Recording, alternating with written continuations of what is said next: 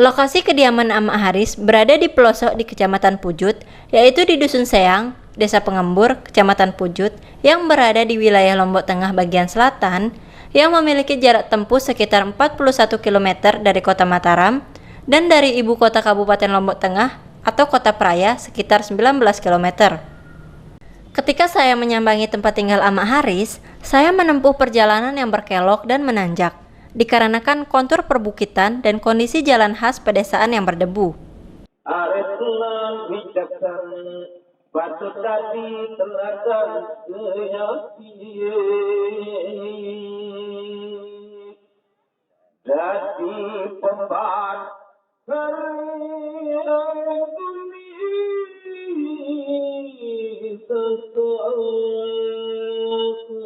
Selain disibukkan sebagai seorang pembayun dalam setiap acara seremonial pernikahan dalam tradisi budaya adat Sasak, atau yang dikenal dengan istilah Sorong Serah Aji Kerama, Ama Haris juga dalam kesehariannya berprofesi sebagai seorang guru di sebuah yayasan pendidikan di tempat tinggalnya. Jadi yang terkandung di dalam muatan lokal ini adalah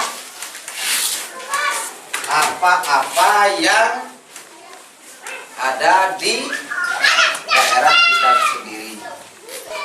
Yang ketiga adalah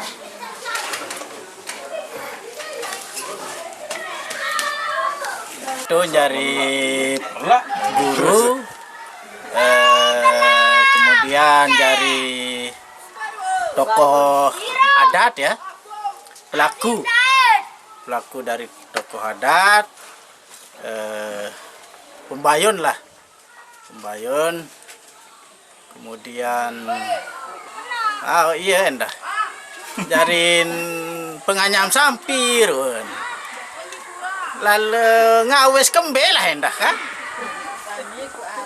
Soal banyak aparan duit pegoya sak menggeluti nih aja ndek sekek. Betul, beliau sebagai seorang pendidik, sebagai seorang guru, dan juga beliau aktif di adat Sasak atau lebih dikenal dengan pembayun, yang khususnya yang dilaksanakan di Lombok, terutama kalau ada acara begawi atau limatul urus. Jadi memang beliau betul-betul beliau menjadi pendidik dan menjadi seorang budayawan.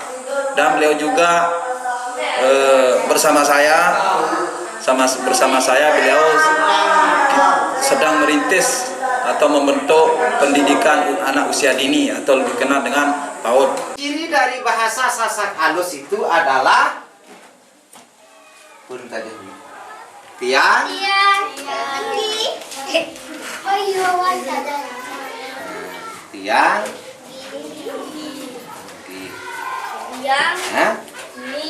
yang pertama. Jadi Bapak Ondok itu atau lebih dikenal nama Aris itu satu dusun dengan saya, dan juga ada hubungan keluarga dengan Bapak Ondok. Jadi saya lebih kenal dengan beliau karena beliau juga satu dusun dan kita berkecimpung dalam sehari-hari, terutama di bidang pendidikan.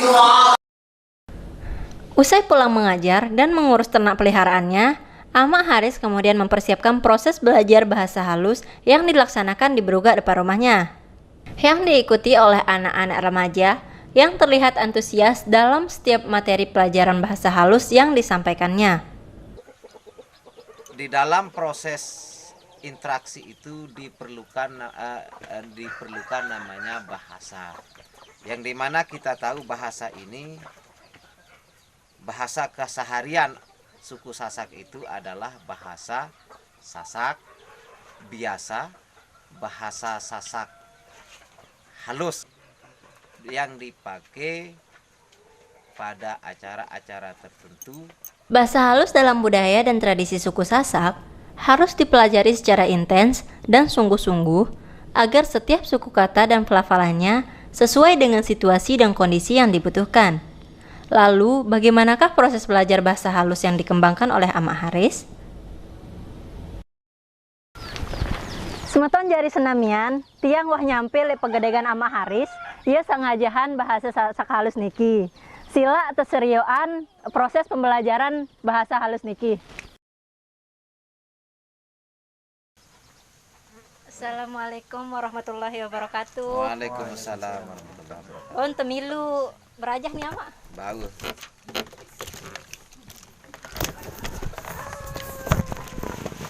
Kita merendahkan diri. Yang pertama ada dua kata dalam bahasa Sasak, yaitu atur dengan base. Akan tetapi yang menjadi perbedaan dalam bahasa Sasak antara atur.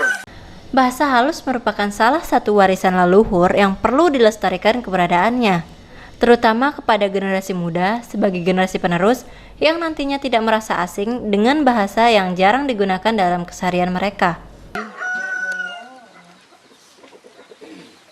Dengan menggunakan bahasa Sasak halus.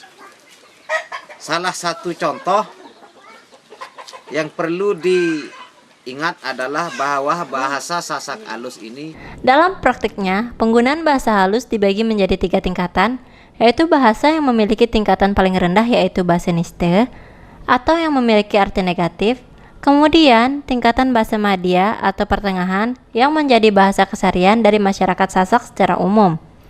Dan bahasa yang memiliki tingkatan paling tinggi adalah bahasa halus. Sore hari ini kita mulai pembelajaran. Salah satu contoh adalah bahasa. Taruhlah bahasa. Jadi di dalam bahasa halus, bahasa itu adalah sebuah perkataan. Saat ini, penggunaan bahasa halus dalam tradisi budaya suku Sasak hanya ditemukan saat pengelaran seni dan budaya saja. Sehingga hal ini secara umum membuat bahasa halus kurang menarik untuk dipelajari oleh generasi muda. Dengan demikian diperlukan usaha maksimal untuk dapat melestarikan dan meregenerasi pegiat bahasa halus di wilayah Lombok.